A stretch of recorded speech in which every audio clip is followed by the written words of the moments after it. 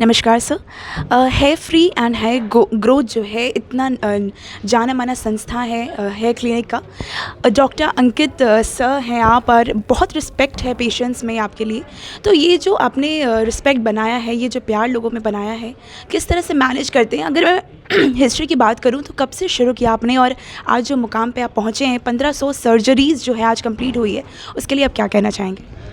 जी actually ये हम कुछ 7-8 फ्रेंड्स हैं, हम लोगों ने एज अ डर्मेटोलॉजिस्ट ये सोचा था कि क्योंकि क्या हो रहा था, हेयर ट्रांसप्लांट में 2 तरह के क्लिनिक ज़्यादा चल रहे थे। एक ऐसे थे जिनमें प्रॉपर प्रोफेशनल वर्क होता था, डॉक्टर सर्जरी करते थे, तो वो लोगों के कह लीजिए अफोर्डेबिलिटी के बियॉन्ड थे, बहुत ही कॉस्टली होते थे, लाखों में खर्चा जाता था। इसके अलावा कुछ क्लिनिक ऐसे शुरू हो गए थे जहाँ पे टेक्नीशियंस वर्क करने लगे थे, तो लोगों की एक तरह से कहनी सेफ्टी से खिलवाड़ हो रहा था। तो वो सस्ते में तो कर देते थे, लेकिन सेफ्टी कॉम्प्रोमाइज़ हो जाती थी। तो लोग कंफ्यूज होते थे कि कहाँ पे जाएं, क्योंकि जो उनके बजट में आ रहा है वो सेफ़ नहीं है, और जो उनको सेफ़ लग रहा है वो बजट में नहीं आ रहा है। तो हम लोगों ने मिलके ये डिसाइड किया कि क्यों ना हम अपनी तरफ से एफ़र्ट लगा के कुछ एक ऐसा क्लिनिक डेवलप करें जिसमें ये इंटरनेशनल स्टैंडर्ड्स के जो प्रोसीजर हैं, जैसे आप देख ही सकते हो कि पेशेंट्स के हेयरलाइन वगैरह बिल्कुल नेचुरल दिखते हैं, तो ये हम अफोर्डेबल रेट में उनको प्रोवाइड करें। तो जितना हो सकता था हमने उस कॉस्ट को कम से कम करने की कोशिश की, और हमारे डॉक्टर्स ने मेहनत की, और हम ओवरऑल इंडिया में तो हम 15,000 सर्जरी प्लस कर चुके हैं, क्योंकि हमारे 14 सेंटर्स हैं, हर सेंटर पे काफ़ी सर्जरीज़ होती हैं। सिर्फ भोपाल ब्रांच में हम लोग 1500 सर्जरी कर चुके हैं, जो मैं और मेरी टीम परफॉर्म करते हैं। तो हम लोग का ऑब्जेक्टिव ये नहीं रहता है कि पेशेंट को एक बार ट्रीट करके और उसके बाद भूल जाओ, जैसे बहुत सारे हॉस्पिटल्स में पेशेंट का एक्सपीरियंस होता है, लेकिन हम लोग लॉन्ग टर्म रिलेशन में विश्वास करते हैं। तो हम लोग 6-7 मंथ तो फॉलोअप लेते ही हैं, जो उनका रिजल्ट आता है। इसके बाद भी मेरे पेशेंट, जैसे 5 साल पहले भी उसने मुझसे सर्जरी कराई है, तो भी वो मुझसे आके कभी भी मिलता है और हमारा डिस्कशन होता है, या कभी उनको हेयर फॉल का इशू है या कोई भी प्रॉब्लम आती है तो वो मुझसे डिस्कस करता है।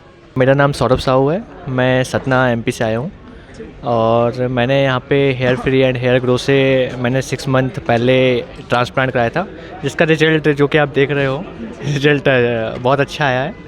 और मेरे फ्रेंड ने भी 1 ईयर पहले इन्होंने भी ट्रांसप्लांट कराया था, तो इन्होंने पहले कराया था, देन इनका मैंने रिजल्ट देख के मैंने भी कराया।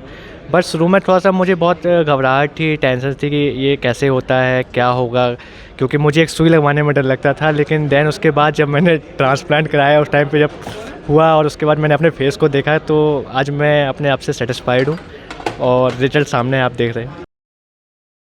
मैं योगेन तिवारी, मैंने 1 साल पहले सर से ट्रांसप्लांट कराया था। मेरा आज ही के दिन ट्रांसप्लांट हुआ था मेरा, और बहुत अच्छा एक्सपीरियंस रहा। सर का बहुत सपोर्ट मिलता है, टीम का अच्छा सपोर्ट रहा, और जो लोग भी कराना चाहते हैं बिल्कुल ट्रांसप्लांट कराएं, ये कोई डरने वाली बात नहीं है, माइनर सर्जरी है, और सर का सपोर्ट बना रहता है। Sir, hair free and hair growth clinic का बेस्ट चीज़ क्या लगा आपको?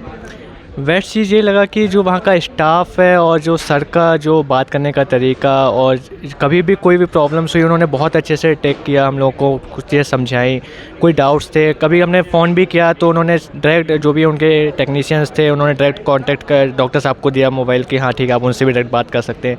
दूसरी क्लिनिक में ये होता है कि उनके कंपाउंडर्स होते हैं, जो है ना रिसेप्शंस में होते हैं, वो बात करते हैं, देन यहाँ पे डायरेक्ट डॉक्टर साहब भी बात करते हैं, और कुछ भी डाउट रहता है वो प्रॉपरली अच्छे से क्लियर करते हैं। हम तो खुद ही सर्जरी के एक पार्ट हैं, हमारे सामने ही सारी सर्जरी हुई है, बहुत अच्छा है, इवेंट रखा हुआ है सर का बिहेवियर भी बहुत अच्छा है। पेशेंट्स देख रहे होंगे आप, बहुत हैप्पी होकर गए हैं यहाँ से पेशेंट्स, और भी पेशेंट जो है कि नहीं आ पाए हैं, कोशिश कर रहे हैं कि वो आ जाएं टाइम से, बाकी सब ठीक चल ही रहा है। सर को कंग्रेचुलेशंस, जैसे 1500 सर्जरी पूरी हो गई है, बहुत टाइम की मेहनत है ये अभी, और चाहते कि आगे भी और सर्जरी हो और सारे पेशेंट ऐसे ही सेटिस्फाई होके जाएं। सबसे पहले सर के लिए बहुत बहुत बहुत शुभकामनाएं। एक्चुअली सर ने बहुत मेहनत की है, सर के साथ साथ पूरी टीम ने बहुत मेहनत की है। हम लोग चाहते हैं कि सर ऐसे ही और आगे बढ़ते जाए, और सारी सर्जरियाँ होती जाए, और हम लोग एक और क्लिनिक खोल लें अपना भोपाल में। मैंने भी सर की क्लिनिक से ट्रांसप्लांट करवाया था 1.5 साल पहले, उसका रिज़ल्ट मुझे काफ़ी अच्छा मिला, और मैं सेकंड सर्जरी का भी प्लान कर रहा हूँ। ओके। तो सर्जरी के बाद आप कितने सेटिस्फाइड? बहुत सेटिस्फाइड हूँ मैं क्लिनिक से, मेरे को ऑल इंडिया का बेस्ट क्लिनिक लगा सर का, और बिहेवियर, नेचर वगैरह सब में बेस्ट है सर। सर की तो बात ही कुछ और है, और मेरे हिसाब से अभी जहाँ इंडिया में तो सबसे बेस्ट है। और जितना मुझे लगता है सर का व्यवहार है वैसे ही वो ग्रोथ भी होता है बाल। सर का बेस्ट चीज़, इस क्लिनिक की बेस्ट चीज़ क्या लगी आपको, जो आपको लगता है ये इंडिया में सबसे नंबर 1 हेयर ट्रांसप्लांट क्लिनिक है? इनका स्टाफ बहुत बढ़िया स्टाफ है। दूसरी चीज़ ये सर्जरी करते हुए भी जो नेचर है इनका बात करने का, वो आदमी खुश होकर जाता है कि यार नहीं मेरा तो बाल पक्का है कि आएंगे वापस। तो कब कराया था आपने सर्जरी? अभी मुझे 7-8 महीने हुए हैं। तो आप सेटिस्फाइड हैं? हाँ फुल है, आप देख सकते हैं। सर जितने पेशेंट्स हैं वो स्टाफ की बिहेवियर से, आपके बिहेवियर से बहुत खुश हैं, तो इसके पीछे का खासियत राज क्या है? देखिए अकेला तो कोई मैनेज नहीं कर सकता। एज अ डॉक्टर मैं ट्राई करता हूँ कि पेशेंट के लिए एम्पैथिक रहूँ, उनकी समस्याएं समझूँ और उसको सॉल्व करूँ, लेकिन मेरा स्टाफ भी उतना ही एम्पैथिक है। वो लोग भी ऐसे पेशेंट को नहीं लेते कि हाँ जस्ट आए हैं, क्लाइंट है, उनसे पेमेंट लेना है, उनका ट्रीटमेंट करना है और जहाँ वो लोग भी उनको उतना ही ध्यान रखते हैं कि वेटिंग एरिया में उनका समय ना ख़राब हो, या उनको सही इन्फॉर्मेशन देना या सही तरीके से गाइड करना। मेरे एब्सेंस में अगर वो जो क्वेरीज़ पेशेंट की सॉल्व कर सकते हैं वो अपने लेवल पे कर देते हैं, जो वो नहीं कर पाते वो नोट डाउन करके मुझे दे देते हैं। तो हम लोग कोशिश करते हैं कि पेशेंट्स को ट्रीटमेंट के समय भी और ट्रीटमेंट के बाद भी उतना ही जब फास्ट रिस्पांस देने की कोशिश करते हैं ताकि उनकी प्रॉब्लम सॉल्व हो। सर आज प्रोग्राम के ज़रिए बहुत सारे पेशेंट्स जो हैं एक साथ, आपको भी अच्छा लगा होगा इतने सारे पेशेंट्स को देखकर। ऐसा नहीं है, बहुत से पेशेंट्स हैं जो 1-1 साल पुराने वाले भी हैं, तो इतना फॉलोअप रखना, इतना मैनेज कैसे करते हैं?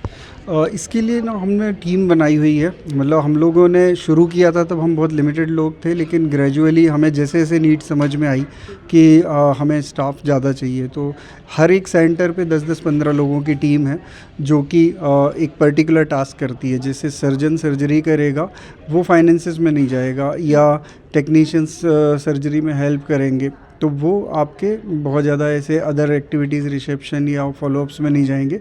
फॉलोअप के लिए अलग स्टाफ रहेगा, रिसेप्शन पे अलग स्टाफ रहेगा, क्लिनिक मैनेजर के तौर पे अलग होगा। फॉलोअप के लिए डॉक्टर्स भी अलग हैं जो बाद में, ताकि क्योंकि मैं अगर सर्जरी में 8 घंटे इन्वॉल्व हूँ तो उस समय अगर पेशेंट कोई डॉक्टर से बात करना चाहता है तो उसे एक डॉक्टर भी प्रोवाइड किया जाता है। तो हमारी कोशिश ये रहती है कि हम स्टाफ में या टीम में कम ना हो, हम सफिशिएंट स्टाफ हों ताकि लोगों को समय से उनकी जो भी क्वेश्चंस है वो क्लियर होते रहें। सर पेशेंट सबसे ज़्यादा डिमांड किस चीज़ की करता है?